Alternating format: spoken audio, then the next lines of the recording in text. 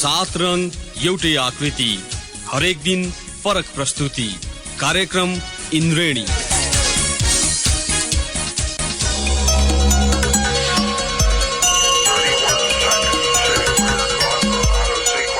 नमस्कार श्रोता, रेडियो कान्तिपुरको नियमित प्रस्तुति इन्द्रेणीमा यहाँलाई स्वागत छ।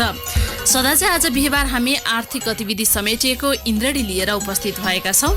सदा चाहिँ आज पनि कार्यक्रममा हामी साताभरका प्रमुख आर्थिक समाचार, कृषि सम्बन्धी केही समाचार तथा समसामयिक विषयमा एउटा अन्तर्वार्ता प्रस्तुत गर्नेछौँ। कार्यक्रम सुरु गरौँ साताभरका प्रमुख आर्थिक समाचारबाट।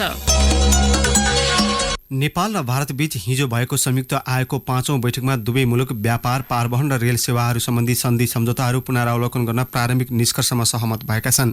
दुवै मुलुकले स्थल, हवाई र जलमार्गको कनेक्टिभिटीलाई बढाउने प्रतिबद्धता पनि जनाएका छन्। रक्सौलदेखि काठमाडौँसम्म विद्युतीय रेलमार्ग निर्माण गर्ने कामलाई अघि बढाउने, नेपालका 5 नाकासम्म रेल विस्तार र नारायणीसम्म मजौला खालको पानी जहाज सञ्चालन गर्ने काममा भएको प्रगतिमा दुवै पक्ष सन्तुष्ट भएको बैठकपछि परराष्ट्र मन्त्रालयले जारी गरेको विज्ञप्तिमा उल्लेख छ। बैठकमा जलस्रोत, पारवहन, वाणिज्य, शिक्षा, कृषिका क्षेत्रमा भएको साझेदारलाई पनि अघि बढाउने सहमति भएको छ। हिजै काठमाडौँ आएका भारतीय विदेश मन्त्री सुब्रमण्यम जयशंकरले संयुक्त आयोगको बैठक बस्नुअघि प्रधानमन्त्री केपी शर्मा ओलीसँग भेटवार्ता गर्नुभएको थियो। बढी ऊर्जा खपत गर्ने उपकरण र सामग्री आयातमा प्रतिबन्ध लगाउन सकिने प्रावधान सहितको ऊर्जा मन्त्रालयले ऊर्जा दक्षता र संरक्षण सम्बन्धी विधेयकको मस्यौदा तयार पारेको छ। मस्यौदामा सरकारले ऊर्जा दक्ष यन्त्र, उपकरण तथा साधनको आयातमा भन्सार महसुल तथा अन्य कसु र छुट दिन सक्ने प्रावधान पनि राखिएको छ। यातायात, विद्युत प्रसारण, सिमेन्ट उद्योगसहित विभिन्न 12वटा क्षेत्रमा ऊर्जा दक्षता तथा संरक्षण गर्ने गरी विधेयक तयार पारिएको हो। ऊर्जा दक्ष उपकरण, प्रविधि र विवेकसम्मत माध्यमबाट ऊर्जाको बचत तथा पहुँच विस्तार गर्न विधेयक तयार पारिएको मन्त्रालयले जनाएको छ।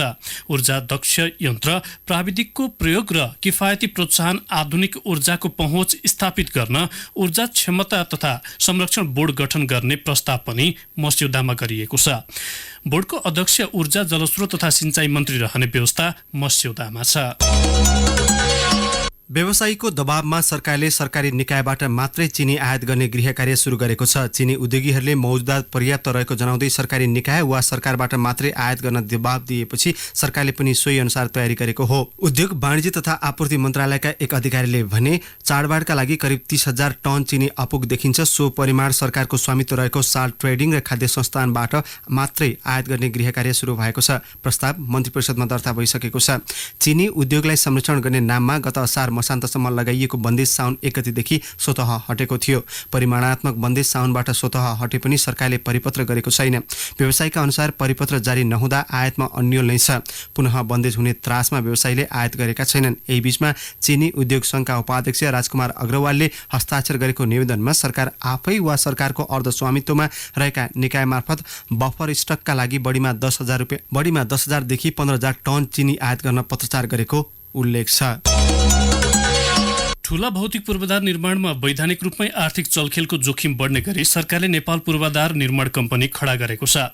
यसबाट विकासी मन्त्रालयका प्रभावशाली मन्त्रीहरूले आफ्नो स्वार्थ अनुरूप काम गर्ने ठेकेदारलाई बिना प्रतिस्पर्धा ठेक्का दिएर कमिसन खाने वैधानिक बाटो खुल्ने आशंका बढेको छ। पञ्चायतकालदेखि 2058 सालसम्म विकासी मन्त्रालयका प्रभावशाली मन्त्रीहरूले national construction company of Nepal NCCN मार्फत ठूला भौतिक संरचना निर्माणको काम बिना प्रतिस्पर्धा आफ्नो नजिकका ठेकेदारलाई दिलाएर गैर कानुनी कमाई गर्ने गरेका थिए। प्रभावशाली मन्त्रीहरूको प्रस्तावमा सरकारी ठेक्कामा कानुनी रूपमै कमाउ धन्दा नचलाउन झण्डै 20 वर्षपछि त्यस्तै प्रकृतिको नेपाल पूर्वाधार निर्माण कम्पनी बिउताइएको स्रोतले जनाएको छ। सरकारले सरकारी स्वामित्वको कम्पनीलाई मन्त्री परिषद निर्णयबाट बिना प्रतिस्पर्धा सोझै भौतिक पूर्वाधार निर्माण वा अरू कुनै पनि ठेक्का दिन पाउने कानुनी व्यवस्था छ। सरकारी कम्पनीले तोकिएको अनुमति लागत रकममा भौतिक पूर्वाधार निर्माण वा कुनै पनि ठेक्का पाउनेछ। सरकारी कम्पनीले अरू ठेकेदार कम्पनीले जस्तो अनुमानित लागत रकममा घटाघट गरी प्रतिस्पर्धा गर्नु पर्दैन। तीव्रताका साथ अघि बढिरहेको भेरी बबई डाइभर्सन बहुउद्देश्य आयोजनामा मुआब्जा विवाद देखिएको छ। स्थानीयले चल्तीको दरभन्दा आधा कम मूल्य तोकेको भन्दै जिल्ला प्रशासन कार्यालयमा धरना दिएका छन्। आयोजनाले बाँध निर्माण स्थल सुर्खेतको भेरीगङ्गा, गुरुबाकोट र लोकबेसी नगरपालिका 16 हेक्टर जग्गा अधिग्रहण प्रक्रिया थालेको छ। साउन 29 गतिको मुआब्जा निर्धारण समितिको बैठकले प्रतिकट्ठा न्यूनतम 4,50,000 रुपियाँदेखि 10 लाख रुपियाँसम्म तोकेको छ। जग्गाधनी समन्वय समितिका अध्यक्ष हरिमान घलेले भन्नुभयो, मुआब्जा रकम तोक्ने बेला हामीसँग छलफलै गरिएन, एकलौटी रूपमा जनतालाई उठिवास गराउने काम भयो। हामीलाई चित्त बुझ्ने गरी मुआब्जा दिइएन भने आयोजनाको काम नै अवरुद्ध हुने गरी आन्दोलन गर्छौं। घलेको नेतृत्वमा जग्गाधनीको एक समूहले प्रमुख जिल्लाधिकारी मार्फत नेपाल सरकारलाई ज्ञापन पत्र बुझाइसकेको छ। उनीहरूले जिल्ला मालपोत कार्यालयमा पनि ध्यानकर्षण पत्र बुझाएका छन्। सरकारी जग्गाको न्यून मुआब्जा निर्धारण गरिए पनि ऐलानी जग्गाबारे सरकार मौन बसेको स्थानीयको आरोप छ। बाँध निर्माण स्थल क्षेत्रमा करिब 1.5 दर्जन परिवार 2 दशकदेखि ऐलानी जग्गामा बसिरहेका छन्। 8 परिवारको त पुरै घरबारी अधिग्रहणमा पर्नेछ। त्यसमध्येकी एक नर्मती कामीले दैलोमा आएको विकासले जिन्दगी नै सखा बनाउन लागेको गुनासो गरिन्। सहुलियत ब्याज दरको उच्च तथा प्राविधिक व्यावसायिक शिक्षा कर्जा 60 जनाले प्राप्त गरेका छन्। गत असारसम्म वाणिज्य बैंकहरूले यो शीर्षकमा लगानी गरेको कर्जा हो। सो अवधिमा वाणिज्य बैंकले 59 र विकास बैंकले 1 गरी 60 जनाले सो कर्जा पाएका हुन्। ती ऋणीका लागि 1,73,66,000 रुपैयाँ बराबरको कर्जा स्वीकृत भएको छ। स्वीकृत कर्जा मध्ये 1,44,90,000 रुपैयाँ प्रभाव भइसकेको राष्ट्र बैंकको तथ्याङ्क छ। असारसम्म स्वीकृति कर्जा मध्ये 1,68,66,000 रुपैयाँ वाणिज्य बैंकहरूको मात्र छ। विकास बैंकहरूबाट 5 लाख रुपैयाँको एउटा कर्जा स्वीकृत भएको छ। फाइनान्स कम्पनीले सो शीर्षकमा कर्जा प्रवाह नै गरेका छैनन्। सरकारले गत आर्थिक वर्षदेखि शिक्षामा पनि सहुलियत ब्याज दरको ऋण कार्यक्रम सञ्चालन गरेको थियो।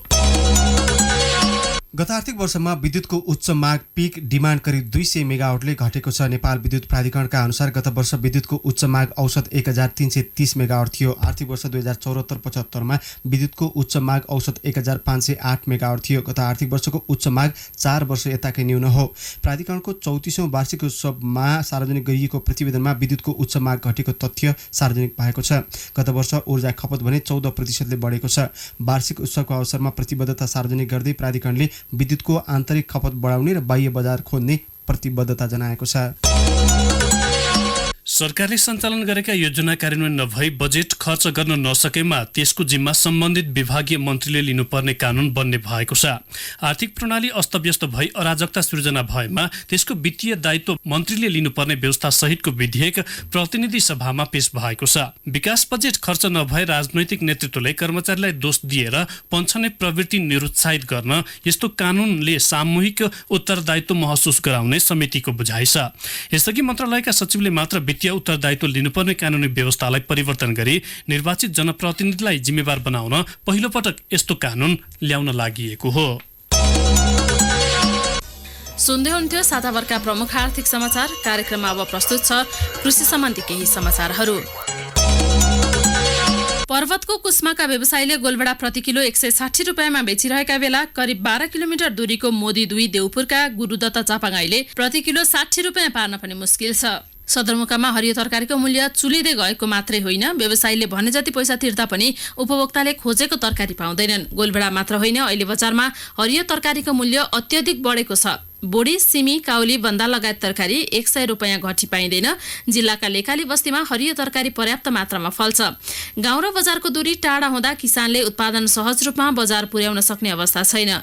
मनसुनी वर्षा कम भएर पनि ग्रामीण सडक सञ्चालन भएका छैनन्। कच्ची सडकमा यातायातका साधन प्रयोग गर्न नपाउँदा तरकारी बारीमै कुहिने अवस्थामा पुगेको हो। लेकाली बस्तीमा इस्कुस, चरेला, घिरौँला, काँक्रा, लौका, गोलभेडा, काउली, बन्दा, खुर्सानी, बोडी, सिमी लगायत उत्पादन हुन्छ। बजार अभावले बारीमै कुहाउनु परेको किसान गुनासो गर्छन्। पछिल्लो समय डडेलधुरामा 1200 भन्दा बढी युवाले आलु खेतीबाट लोभलाग्दो कमाई गरेका छन्। गाउँ गाउँमा आलु खेती गर्न युवा बीच होडबाजी नै चलेको छ। उनीहरूको जीवनशैलीमा परिवर्तन आएको छ। अन्य तरकारी खेती भन्दा कम परिश्रम र लगानी लाग्ने, वन्यजन्तुबाट जोगाउन सहज हुने र जुनसुकै सिजनमा पनि सहज रूपमा बजार पाउने भएपछि आलु खेतीतर्फ युवाको आकर्षण बढेको हो। विदेशमा रोजगारी गरेर फर्केका युवाबारे अध्ययन गरिरहेको ग्राम्य विकास तथा अनुसन्धान केन्द्रका अनुसन्धानकर्ता खेम उपाध्यायले भन्नुभयो, आलु खेतीबाट हुने मनग्य आम्दानी देखेर विदेशी नै युवाहरूमा निकै कमी आएको छ। विदेशबाट फर्किएका युवाले रोजगारीका लागि विदेश जान चाहनेलाई पनि आलु खेतीमा आकर्षित गरिरहेको देखिएको छ। हरेक घरका भान्सामा नभई नहुने आलुको बजार सहज भएकाले पनि धेरैको रोजाइमा आलु खेती परेको उहाँको भनाइ छ। विभिन्न स्थानीय तहले पनि यस्ता कृषकलाई सहज रूपमा अनुदान दिन थालेपछि युवाको पहिलो रोजाइ आलु खेती हुन थालेको पनि उहाँले बताउनुभयो। युवाहरू उत्पादनशील क्षेत्रमा लाग्न थालेपछि स्थानीय तहले पनि विशेष कार्यक्रम बनाएर यस्ता कृषकलाई अनुदान दिने, प्राविधिक सहयोग गर्ने र बजार व्यवस्थापनमा सहजीकरण गर्न थालेको छ। बागेश्वर गाउँपालिका प्रमुख कौशिला भट्टले भन्नुभयो, आलु उत्पादन मात्र होइन, अन्य व्यावसायिक रूपमा तरकारी खेतीमा लाग्ने युवालाई प्रोत्साहन गर्न गाउँपालिकाले विशेष कार्यक्रम बनाएको छ। सम्भावना भएको क्षेत्रमा आलु खेती, तरकारी खेती, फलफूल खेती र फलफूलका बोट बिरुवा उत्पादनमा लागेका युवालाई गाउँपालिकाले प्राविधिक सहयोग मात्र नभई आर्थिक सहयोग गर्न समेत कार्यक्रम लागू गरेको उहाँले बताउनुभयो। प्रधानमन्त्री कृषि आधुनिकीकरण परियोजना अन्तर्गत आलु सुपर जोन कार्यक्रमले पनि यस्ता कृषकलाई प्राविधिक सहयोगसँगै वर्षेनी प्रोत्साहन भत्ता समेत उपलब्ध गराउन थालेको छ। आलु सुपर जोन कार्यक्रमबाट गत आर्थिक वर्षमा 1595 जना आलु खेती गर्ने युवालाई प्रतिफलमा आधारित प्रोत्साहन अनुदान बापत 14 लाख रुपियाँ वितरण गरिएको छ। हिउँदे खेती गर्ने 606 जनालाई 4,85,000 र बर्खे आलु खेती गर्ने 989 जनालाई 9,14,000 रुपियाँ वितरण गरेको आलु सुपर जोन कार्यक्रम डडेलधुराका प्रमुख खेमराज जोशीले जानकारी दिनुभयो। अमरगढी नगरपालिका, गन्या पधुरा गाउँपालिका, भागेश्वर गाउँपालिका, परशुराम नगरपालिका र अजय मेरू गाउँपालिकामा 1600 बढी युवा आलु खेतीमा संलग्न छन्। डडेलधुराको भातकाडामा रहेको शीत भण्डारमा मात्र हिउँदे सिजनमा 3 करोड बढीको आलु भण्डारण गरिएको छ। नुवाकोटमा अर्ग्यानिक पदमार्ग निर्माण प्रक्रिया अघि बढेको छ। शिवपुरी, ककनी, दुप्चेश्वर गाउँपालिकामा प्राङ्गरिक कृषि र पर्यटन प्रवर्धन गर्ने उद्देश्यले पदमार्ग थालिएको हो। पदमार्गको नाम ककनी सूर्यचौर सिसापानी कुटुमसाङ अर्ग्यानिक पदमार्ग प्रस्ताव गरिएको छ। सो पदमार्ग निर्माण र प्राङ्गरिक कृषि प्रवर्धन कार्यक्रमका लागि यस चालु आर्थिक वर्षमा कृषि मन्त्रालयबाट 5 करोड रुपियाँ बजेट छुट्याइएको छ। पदमार्गको विस्तृत परियोजना प्रतिवेदन समेत तयार भएको छ। केही वर्ष यता उदयपुरमा व्यावसायिक खेती गर्ने किसानको संख्या बढेको छ। तरकारीसँगै कुरिलो, बाँस, सुन्तला, बेसार, अदुवा, अम्लिसो र तेजपात लगायतको व्यावसायिक खेती गर्ने बढेका हुन्।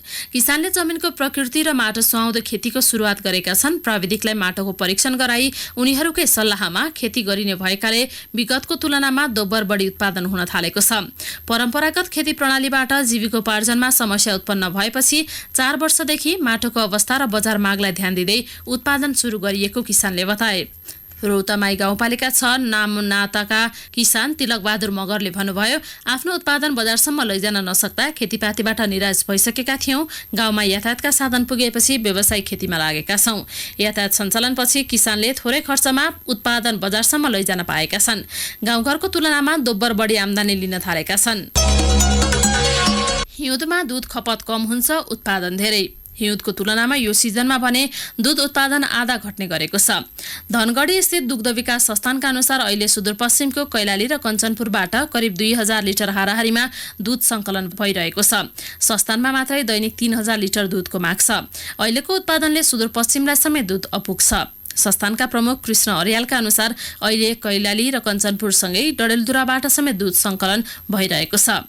अर्यालले भन्नुभयो, हामीलाई सुदूरपश्चिमकै लागि मात्र 3000 लिटर दूध आवश्यक पर्छ। अहिले 2000 लिटर मात्रै सङ्कलन भइरहेको छ। उहाँका अनुसार कैलाली र कञ्चनपुरमा ठूला डेरी स्थापना भएका छन्। ती डेरीले पनि पर्याप्त मात्रामा दूध पाउन सकेका छैनन्। साताभरका प्रमुख आर्थिक समाचार तथा कृषि सम्बन्धी केही समाचारपछि कार्यक्रममा अब भने पालो भएको छ ब्रेकको। ब्रेकपछि हामी मुलुकको बढ्दो व्यापार घाटा सम्बन्धमा अर्थविद डाक्टर रघुवीर विष्टसँग गरिएको कुराकानी लिएर उपस्थित हुनेछौँ। ब्रेकपछि यहाँलाई पुनः स्वागत छ। यहाँहरू सुन्दै हुनुहुन्छ कार्यक्रम इन्द्रेडी अन्तर्गत आज बिहिबार हामी आर्थिक गतिविधि प्रस्तुत गरिरहेका छौँ। ब्रेक अगाडिको कार्यक्रमको पहिलो खण्डमा यहाँहरूलाई हामीले साताभरका प्रमुख आर्थिक समाचार तथा कृषि सम्बन्धी केही समाचार प्रस्तुत गर्यौं। कार्यक्रममा अब भने पालो भएको छ एउटा अन्तर्वार्ताको। मुलुकको बढ्दो व्यापार घाटा कम गर्न भन्दै उद्योग तथा वाणिज्य मन्त्रालयले विभिन्न 28 वस्तुको निर्यात प्रवर्धन गर्ने भएको छ। अलैँची, अदुवा, चिया, जडीबुटी, अत्तर बनाउन प्रयोग हुने वनस्पति, धागो, कपडा, छाला, जुत्ता, च्याङ्ग्रा, पश्मिना लगायत वस्तुको निर्यात प्रवर्धन गर्न लागि हो।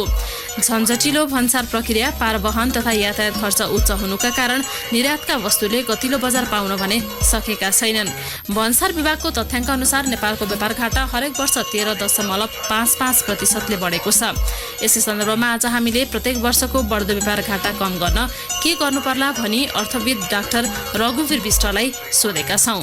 पहिलो कुरा त अहिले हामीले भर्खरको तथ्याङ्कलाई हेर्ने हो भने व्यापार घाटा करिब 13 खरब 25 अरब रुपियाँ पुगिसकेको अवस्था छ, जुन सरकारी तथ्याङ्क छ। र यो भनेको हाम्रो गत सालको बजेट भन्दा 10 अरब रुपियाँ बढी हो। एउटा वर्षको बजेटको ट्रेड डेफिसिट छ, जसले गर्दाखेरि हाम्रो ब्यालेन्स अफ पेमेन्टमा चाहिँ नेगेटिभ भएको अवस्था छ। र यसलाई चाहिँ निर्यात जुन तरिकाले हामीले यसले के देखाउँछ भन्दाखेरि हाम्रो उत्पादक र उत्पादकत्व क्षमता चाहिँ ह्रास भइरहेको अवस्थालाई सङ्केत गर्छ। यद्यपि हाम्रो चाहिँ एक्सपोर्ट ट्रेडमा थोरै मात्रामा वृद्धि भएको अवस्था भए पनि र त्यो भनेपछि चाहिँ अहिले सरकारले जुन तरिकाको नीतिहरू लिएको छ त्यसको तर त्यो नीति लिए पनि संरचनालाई यदि हामीले केलाउने हो भने त्यो संरचना चाहिँ किसानसम्म पुग्ने अवस्थामा देखिँदैन। या हाम्रो जुन एक्सपोर्टेबल आइटम्सहरू छ तिनीहरूको आफ्नै छुट्टै चाहिँ समस्याहरू छ।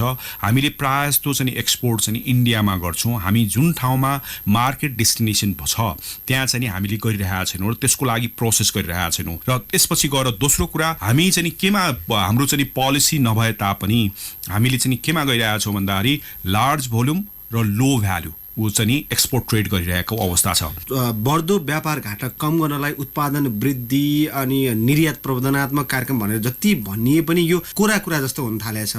यो व्यापार घाटा कम गर्ने विकल्प चाहिँ खास के हो? जुन तरिकाले सरकारले लाइन पक्रेको छ त्यो कुरामा त सनी समस्या नै भएन। तर कहाँ छ भन्दाखेरि हामीले जुन तरिकाले प्रवर्धन गर्न खोजिएको छ त्यसलाई हामीले प्रवर्धन चाहिँ एक्सपोर्ट बेसमा गरेका छौँ या होइन हामीले चाहिँ बल्कमा होरिजेन्टल हिसाबमा गरेका छौँ, त्यसको चाहिँ हामीले हेर्नुपर्ने हुन्छ र त्यसको अध्ययन अनुसन्धान गर्नुपर्ने हुन्छ र साथमा चाहिँ पोलिसी रिभ्यू गर्नुपर्ने अवस्था हुन्छ। र अर्को कुरा चाहिँ हाम्रो एग्रिकल्चर यसमा मात्रै होइन, एग्रिकल्चर सब्सिडीहरू चाहिँ करिब 75% जति चाहिँ अनुदानहरू दिने गरिन्छ सरकारले।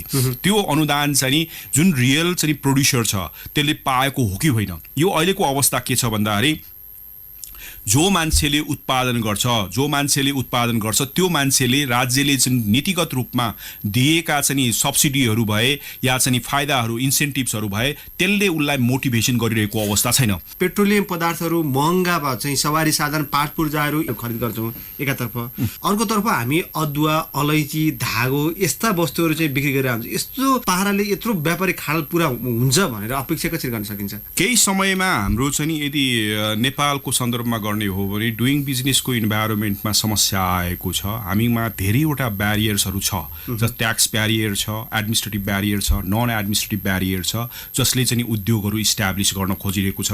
तर सरकारले चाहिँ फरेन डाइरेक्ट इन्भेस्टमेन्ट ल्याउने र इन्डस्ट्रीको इन्भाइरोमेन्ट चाहिँ क्रिएट गर्ने भन्ने सिचुएसन छ। तर सरकारले तपाईँको अहिले पनि कुरा एउटा चिज क्या जस्तै मान्छेको चाहिँ प्रपर 1 जेनेरेसनबाट दोस्रो जेनेरेसनमा प्रपर्टी ट्रान्सफर गर्दाखेरि 50% ट्याक्स लगाउने विकल्प चाहिँ के हो कि व्यापार घाटा कम गर्ने? जस्तो अब उत्पादन छोडेर सेवा क्षेत्रमा जाने हो अथवा इनर्जी क्षेत्रमा जाने हो, ती क्षेत्रहरूको पहिचान गर्ने बेला भएन? अब के बेला आउँदैछ? तपाईँले भने चिज चाहिँ के छ भन्दाखेरि कम्पेरिटिभ एडभान्टेजको हिसाबको कुरा हो। तर त्यो अवस्था चाहिँ छँदै छैन नि। हामीले आफूलाई आवश्यक पर्ने जस्तै चाहिँ कुराहरू जस्तै राइसका कुराहरू भेजिटेबलका कुराहरू त्यो उत्पादनै गर्न सकिरहेको अवस्था छैन। त्यो भने चिज के भन्दाखेरि हाम्रो प्रोड्युसर्सहरू मोटिभेसन नभएको र यो बिचमा मार्केट र यदि चाहिँ त्यो विश्लेषण गर्ने हो भने मिडल म्यानले चाहिँ तपाईँको गेम खेलिरहेको र मार्केट कम्पिटिटिभ नभएको र फ्री नभएको अवस्थाले गर्दाखेरि पनि हाम्रो चाहिँ प्रोड्युसरले जति इन्सेन्टिभ पाउनुपर्ने र उनको कस्ट अफ प्रोडक्सन घट्नुपर्ने हो त्यो चिज पाइरहेको अवस्था छैन, जसले गर्दाखेरि थोरै मात्रामा इम्पोर्ट सब्स्टिट्युसन हुन सक्ने चिजमा पनि हामी गर्न सकिरहेको अवस्था छैन। दोस्रो कुरा चाहिँ के छ भन्दाखेरि हाम्रो चाहिँ जुन तरिकाले हामीले गभर्मेन्ट एक्टिभिटिजहरू गर्छौँ, बिजनेस एक्टिभिटिज गर्छौँ, त्यसको लागि चाहिँ हामीले जुन तरिकाले इम्पोर्ट गरिरहेका छौँ, जस्तै गाडी चाहिँ प्रोभिन्सियल गभर्मेन्टले 21 अरबको गाडी चाहिँ इम्पोर्ट गर्यो, 49 अरब रुपियाँको चाहिँ गाडी चाहिँ सङ्घीय सरकारले गर्यो। त्यो नीति पनि गलत हो। हामीले जुन तरिकाले निर्यात चाहिँ हाम्रो ट्रेड डेफिसिट छ त्यसलाई चाहिँ नियन्त्रण गर्न र त्यसलाई चाहिँ कम गर्नको लागि हाम्रो पोलिटिकल जुन एक्सपेन्डिचर छ, जुन संरचनाले खर्च अनप्रोडक्टिभ चाहिँ खर्च बढाइरहेको छ र जसले गर्दाखेरि ट्रेड डेफिसिटमा त्यसले कन्ट्रिब्युट गरिरहेको छ, त्यसलाई नियन्त्रण गर्ने त्यसलाई कम गर्ने हिसाबमा हाम्रो जानुपर्नेमा हाम्रो पोलिटिकल चाहिँ एफेयर्सहरू चाहिँ अझै कस्टलियर भएको र एउटा अमेरिकन या चाहिँ तपाईँको युरोपियन कन्ट्रिजमा जुन पोलिटिकल एफेयर्स गर्छ उनीहरू चाहिँ कममा गइरहेको छ, हामी चाहिँ बढी र जुन जसको स्रोत र साधन छैन त्यो चाहिँ बढी गर्ने हिसाबमा गइरहेको अवस्थाले गर्दाखेरि पनि हामी चाहिँ यो ट्रेड डेफिसिटलाई चाहिँ हिट गरिरहेको अवस्था हामी पाउन सक्छौँ। हामीलाई चाहिने सामान्य खाद्य बालीहरू पनि हामीले आयात गर्नु परेको छ, यतातर्फ मात्रै थोरै ध्यान दिने हो भने पनि अलिकति व्यापार घाटा कम गर्न सकिन्थ्यो कि होइन। त्यसको लागि चाहिँ सोच्नुपर्ने के छ भन्दाखेरि प्रायः जस्तो यदि हामीले एग्रिकल्चरलाई हेर्ने, एग्रिकल्चर प्रडक्ट नै छ सबै प्रायः जस्तो एक्सपोर्ट ओरिएन्टेड सिचुएसनमा, त्यहाँ चाहिँ तपाईँले हेर्नुभयो भने इरिगेसनको समस्या छ, फर्टिलाइजरको समस्या छ, स्किल लेबरको समस्या भइरहेको अवस्था छ। तर हामी चाहिँ लेबर मार्केटमा हामी के गर्दैछौँ भन्दाखेरि रिमिटेन्सको लागि हामी चाहिँ आउटफ्लोलाई चाहिँ इन्करेज गरिरहेको अवस्था छ र जसको कारणले गर्दाखेरि एग्रिकल्चर सेक्टरमा प्रायः जस्तो जुन प्रोडक्टिभ ल्यान्डहरू छन् तिनीहरू चाहिँ लेबर सर्टेजका कारणले गर्दाखेरि काम गर्न नसकेर कस्ट अफ चाहिँ प्रोडक्सन चाहिँ हाई भएर तपाईँको चाहिँ अल्मलेको र त्यो अस्तव्यस्त भइरहेको अवस्था हामी पाउन सक्छौँ। र यदि त्यसलाई सम्बोधन गर्न सक्यौँ र प्रोड्युसरले रियल इन्सेन्टिभ चाहिँ पाउने हो र उनीहरूले मार्केटसँग डाइरेक्टली लिङ्केज हुने हो भने मात्रै त्यो चिज चाहिँ इन्करेज हुन सक्ने।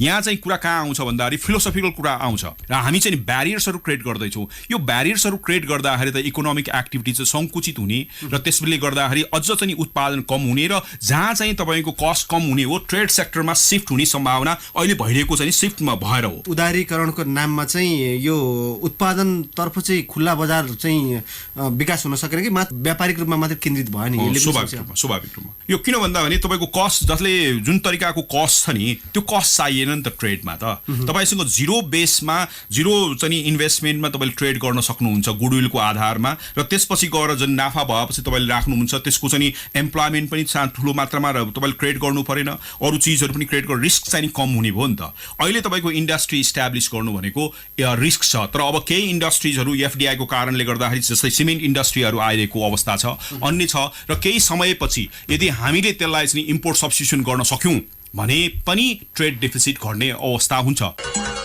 सुन्दै हुनुहुन्थ्यो अर्थविद डाक्टर रघुवीर विष्टसँग गरिएको यो कुराकानी। हस्त श्रोता, यिनै प्रसङ्गसहित आर्थिक गतिविधि समेटिएको इन्द्रणी आजलाई यति नै। फरक विषयवस्तु सहितको इन्द्रणी लिएर भोलि पुनः उपस्थित हुने नै छौँ। तबसम्म न्युज डेस्कका सम्पूर्ण सहकर्मी सहित अनिल र म प्रतीक्षा बिदा हुन्छौँ। नमस्कार, शुभरात्रि। सूचना र मनोरञ्जनको संवाहक रेडियो राष्ट्रको रेडियो कान्तिपुर।